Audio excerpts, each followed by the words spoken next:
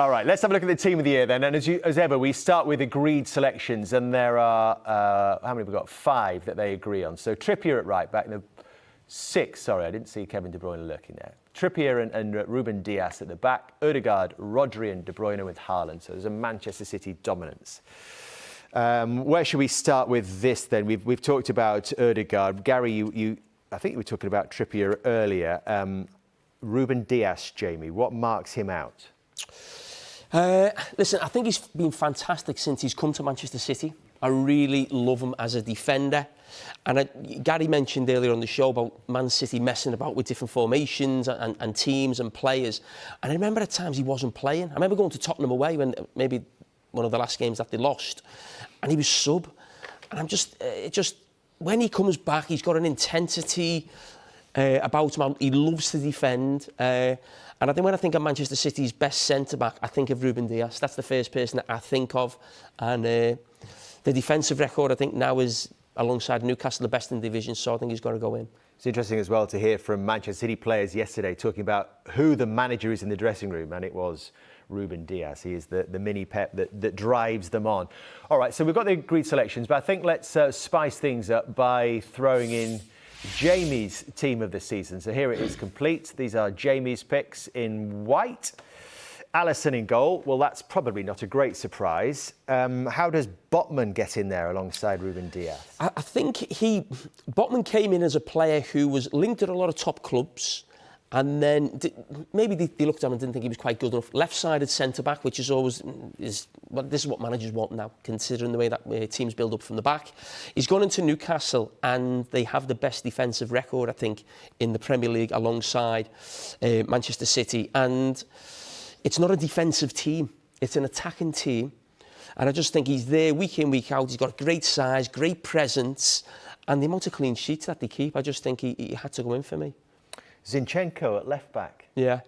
I went for Zinchenko, and I actually think, along with Arsenal, he's dropped off of late, certainly defensively, but I can't forget those months of sort of October, November, December, January, February, when Arsenal on a great run, and he was taking huge responsibility and going into that midfield position, getting on the ball, especially the games when they scored late. I thought he was a huge part of that, you know, just continually getting on the ball, making clever passes, certainly against Manchester United. And I think him and Jesus coming in initially lifted the level at Arsenal and took them to where they are. So I wouldn't say there was too many outstanding candidates, but for me, I think Zinchenko's had a huge role at Arsenal this season. You've got an experienced forward line as well, with Haaland up there, alongside Haaland, who both of you picked, Mo Salah and Harry Kane, who we've not sort of talked about in terms of Haaland on the left wing. Who's got to find a place? No, just a little diamond. Kane in the hole. Diamond. How would you view Harry Kane's level this season? Unbelievable. I mean, Haaland, we've said before, player of the year, is a freak. Harry Kane, what he's done this season, playing in one of probably the worst teams he's played in, to get that number of goals, I think is out of this world. He's probably in some ways, as he had as good a season as Haaland. Haaland's playing for Man City, don't forget. Chances every game. He's playing for a Tottenham team who are really struggling. Who's that? Who's giving you information there? Artificial intelligence. That's where he's getting his stats from. He's got Salah in now. I was trying to look for his Premier League goals. How many he scored? I was thinking. We'll get to Salah because I know that'll come in a minute. But I think you could make an argument that Harry Kane's had as good a season as Erling Haaland. That's how highly I rate Harry Kane. And where does Mo Salah fit into that picture? Well, he's trying to get... We've got a stats guy, you see. We get a little bit of information. He's waving off camera saying, how's he got salary? Will, I need the stats. I'll tell you why Mo Salah's in. Because in the top... Liverpool player. Yeah. So you wouldn't have him anywhere near it, no? No, Mo Salah for me, I'd have him in every single season, but to me this year I've picked someone else. So in the top 5 European leagues, yes? No. In the top 5 European... No. Look, Mo Salah's numbers are fantastic. Yeah, in a really poor Liverpool team. Yeah, I agree with that. But my point is, when I've watched him play this season, I don't think he's been anywhere near the level of the player I picked. Hang on, let me just get my last stat in. The top 5 European leagues, there's only Haaland and Mbappe who've got more goals and assists than Mo Salah this season. No, I'm talking about 19 goals, 11 assists, 30 goal contributions. No, it's unbelievable. That's the Premier League. We're talking about all in all. He scored 30 goals this season. I've had him in the last 4 or 5. Let's have a look who you picked then in your front three. 30 goals, 15 assists, all comps. Well, there is a youthful front three. Gary's gone with Saka and Martinelli. Wow. Over Kane and Salah? Yeah. Why? Because I think this season, Saka and Martinelli, up until the last few weeks, have absolutely lit up this league. I think they've been spectacular. I think they've been electric. Some of the best play that I've seen all season has been from them two. To be fair, with Jesus up front and Ødegaard behind. I can't forget. Look, I've not liked what I've seen from Arsenal in the last 4 or 5 weeks. I think it's been really, really poor. Let's be clear. And those two players have suffered. And I always thought they would suffer by not having the right experienced players around them. But for 30 games, they were magical. Absolutely magical. And they were at a different level, I believe, than, for instance, Rashford, Salah. Kane's a different position. I picked one striker and two wide players, so I wasn't even looking at playing two strikers. I was looking at two wide players, so forget Kane for 1 second. But I just looked at Rashford, I looked at Salah and thought, yeah, they've got great numbers, but I thought them two have been spectacular and electric, and they've lit my season up. So what does Rashford have to do to get in your team? No, Rashford's got one more goal than, I think, Martinelli. So I think 16 to 15. So Martinelli's got 15, Rashford's got 16. But I just thought the way in which Martinelli and Saka have dovetailed in that front three of Arsenal is something that I'll remember from this season as a real high point, and I'm not moving away from that. You've talked as well about Arsenal. I heard you last week or the week before talking about Saliba. Yeah. And I think Micah was arguing that his absence was paramount to Arsenal's drop-off, and you weren't so sure, but you've got him here in your team. No, what I said was we can't have Saliba as an excuse for losing against basically Brighton, against Forest, against all these teams they've lost against, dropping points against West Ham.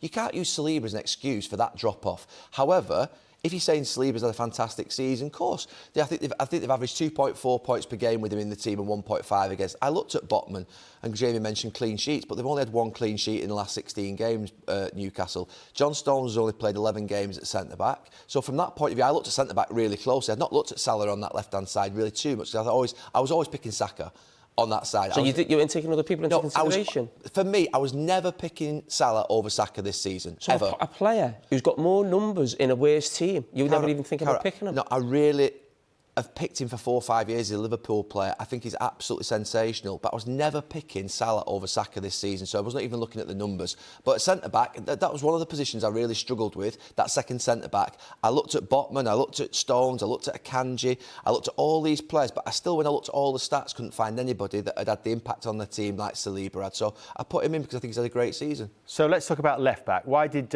Will, our stats guy, go for it? Why did you go for a Stupinian? No, just sometimes you get to a point with a left-back. I thought, Luke Shaw's had a fantastic season. Zinchenko's had a decent season. City have really struggled at left-back. And then Estupiñán has had a fantastic season at Brighton. And I was like, it was one of them where I was like, right, I've seen all of them. I think they're all done pretty well. Dan Burns done well at Newcastle, I thought about him. And I just thought, let's just look at the stats. I think most chances created from left-back, most tackles at left-back as Estupiñán. And I just thought, right, let's go with what that is. I think Luke Shaw's been outstanding. I nearly went for Luke Shaw, but I thought, let's just look at the stats and who's had the most impact going forward and who's had the most impact in terms of actual tackles and defending. And Estupiñán, to be fair to him, has been sensational, so I went for him. So why'd you look at the stats of the left-back and not the left winger and right winger? No, won't let it lie. Carragher, it's really simple. I know I have to explain this to you every single day. Where I'm certain in my selection, I will just pick them. So Haaland, I didn't look at the goals compared to Kane. I know the goals, obviously. But what I'm saying to you is... No, but what I'm saying is, I didn't look at Diaz's stats. I was certain that Diaz was going to be... No, because I wasn't sure about that position. And you listen to me. What? Right? I wasn't sure about the centre-back, right centre-back, and I wasn't sure about left-back. They were the two positions, along with goalkeeper, I wasn't sure about. I was like, left-back, I'm not sure who it is. So I'll look at stats to try and help me. Simple, understand? I need to stop doing this show soon, you know. Nick Pope's a goalkeeper of the hour. He didn't find a place for Paul Pogba in his team. Nick Pope, to be fair, Newcastle, Trippier right back, outstanding right back by far. And at goalkeeper, I love Ederson and I love Alisson. They've been the two favourite goalkeepers. But I just thought what Newcastle have done defensively with less good I think probably less resource defensively in terms of the defenders. I just thought was spectacular. Nick Pope tonight, you've seen basically the best goal scoring, best defensive record along with City, and I thought he deserved it. All right, it's all out there. You've seen the teams of the season. Let the guys know whether they'll let us know. Jamie's side is better than Gary's side. I think you'll win some favour with some Arsenal fans tonight. I think for the first time in probably 3 or 4 years, I don't usually pay much attention to it. My team's better than his. I actually think it is. My goalkeeper's better than yours. Sorry, who did you have in that? Alisson, best goalkeeper in the league. Right. Oh, we could spend hours going Harry over Kane's it on again. it. You picked Saka and Martinelli over Salah and Harry Kane. How's your team better than mine? For this season? Yeah. Well, I don't get your shape up front with Kane. Don't worry Haaland about it. and We'll just Salah. batter yous.